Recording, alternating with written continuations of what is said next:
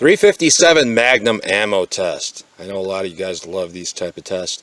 2-inch barrel versus 4-inch barrel. And today what I'm testing is the PMC Gold Starfire. 150 grain, and it's kind of a star point, jacketed hollow point. A little bit odd for caliber weight, 150 grains. But you know, the reason why I want to test this ammunition, and by the way, this was provided by Tim B, so thank you very much for the ammunition.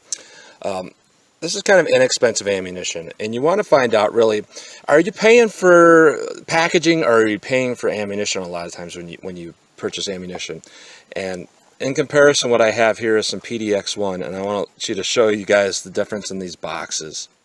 Both of these contain 20 rounds of 357 Magnum.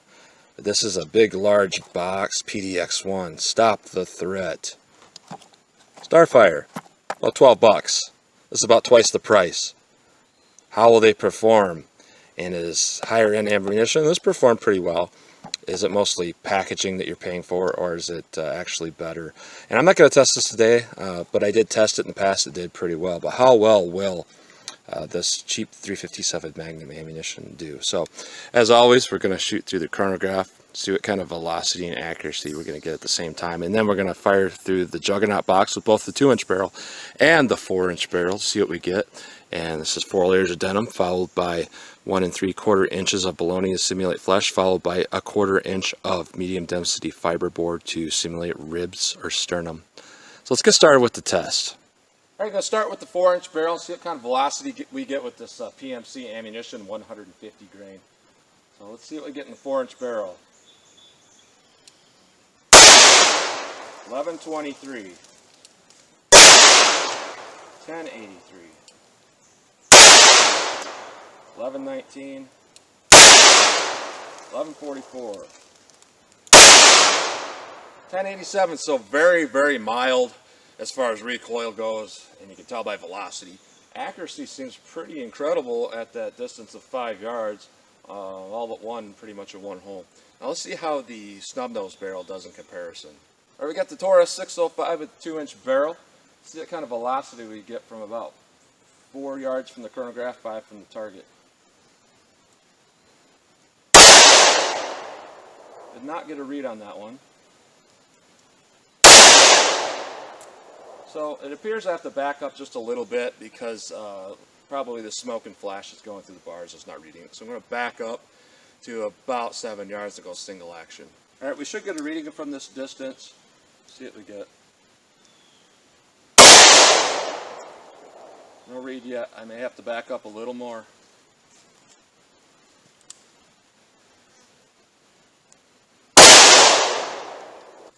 All right, about 8 or 9 yards from the chronograph. Let's see if I can get a reading. I'll have to shoot a little bit high.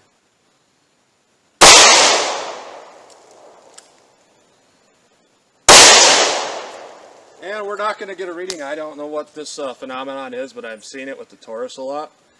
Every barrel length will read, except this Taurus. That doesn't really make any sense, I know. But it's a strange phenomenon that I'm seeing. And I'm thinking it's probably because the barrel's a little bit short, and when it's kind of, I don't want to say this the wrong way, cheap ammunition, I think sometimes we get more unburnt powder than what we do in some of the more high-end ammunition. And that more unburnt powder or flash somehow makes its way over the chronograph bars. And I don't see that with, you know, a little bit better ammunition. So let's hit the Juggernaut box. We don't know what kind of velocity is, but we can guess 100 to 150 feet per second less than a 4-inch barrel. And we will see what damage it does to the bologna pack.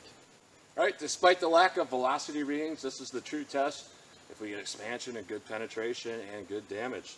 So through the 4-inch barrel, we'll see what we get with that about 1,100 feet per second we were working with.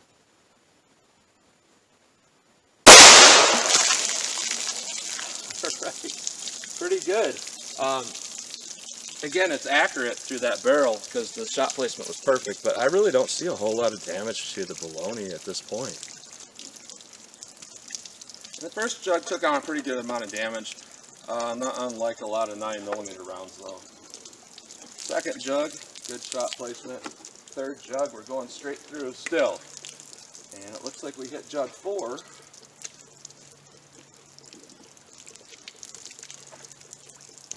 Looks like we hit jug 5. I see an exit hole out the back of jug 5. See an entrance in jug 6. Interesting.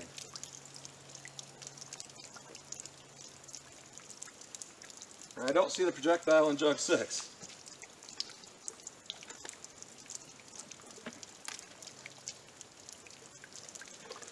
Okay, so we got it in jug 5. And no expansion basically. And a lot more penetration than typical. I don't think I've ever seen a 357 Magnum not expand in a 4-inch barrel. That's not looking good. Alright, let's see what we get through the 2-inch barrel.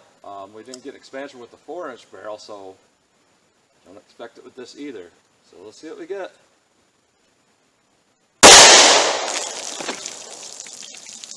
Alright. And, you know, identical as far as what damage it did to the baloney pack. Jug 1 has a little bit less damage than the 4-inch barrel. Jug 2, we went right through. Jug 3, a little bit of damage on the top of the jug. Jug 4, impact on 5, hole at the back of 5. Jug 6 is leaking quite a bit. I don't see a projectile in jug 6 either, but it's laying on the table. I finally got to use that blanket backstop. And we have absolutely no damage to the projectile whatsoever. A 357 Magnum, no expansion. So, take away from this ammunition. I'll give it that it was accurate. It was. I'll give it that it was easy to shoot. It was. However, this is basically a 38 plus P plus 9mm with a jacket that's too hard to peel back. No segments in it really. So, is it good ammo? It's good ammo for taking it in the range and proving to your buddies that 9mm easily rivals 357 Magnum. But is this really 357 Magnum ammo? No. This is some cheap junk. I don't want to make a call on all inexpensive ammo because some of it is pretty good. But in this case, when we look at the PDX-1, we compare it to this. Is it mostly packaging and marketing? No, the PDX-1 was better ammo. But this, terrible. So that's what you get today with the PMC Starfire. It's good plinking ammo, but don't use it for self-defense. So, as always, comment, share, and like, and thanks for watching.